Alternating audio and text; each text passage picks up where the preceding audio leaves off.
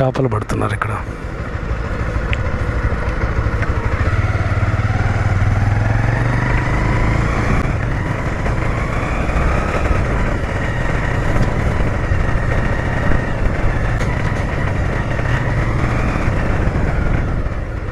ఇంకా అంతవరకు కూడా వెళ్ళొచ్చు. ఆసంగా ఉంది కదా ప్లేస్. బీచ్, అలలు, కొంగలు, వావ్.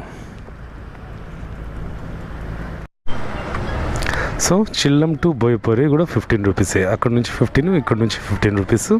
ఫెరీలో బైక్ కానీ కారు కూడా తీసుకెళ్ళచ్చు అనమాట.